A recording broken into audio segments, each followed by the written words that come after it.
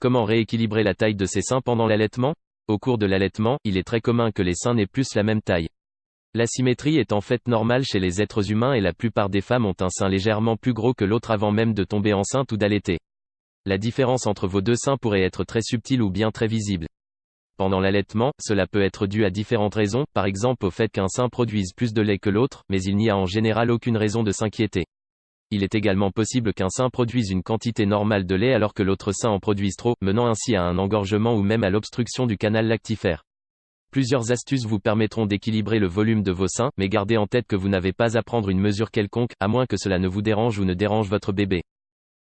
Allaitez d'abord votre enfant avec le sein le plus petit. La succion de votre bébé déclenche la production de lait par votre corps. Aussi, les bébés ont tendance à téter plus fort au début de la tétée. Pour cela, si votre bébé tète plus fort sur le sein le plus petit, cela pourrait suffire à déclencher une montée de lait dans ce sein et ainsi à équilibrer le volume de votre poitrine.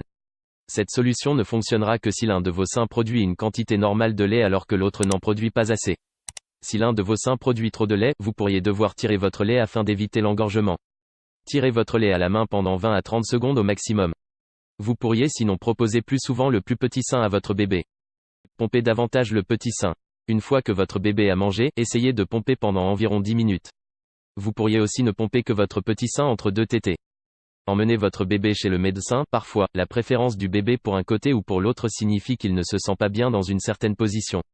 Ce gêne pourrait être le symptôme d'une maladie chez le bébé, comme d'une infection de l'oreille ou une condition traitable appelée torticolis. Si vous remarquez que votre bébé pleurniche toujours si vous le mettez à ce sein-là, consultez un médecin. Comprenez que cela n'est pas grave sur le plan médical, que vos seins ne soient pas de la même taille n'indique pas que quelque chose n'aille pas avec votre santé, à moins que vous ne remarquiez d'autres symptômes.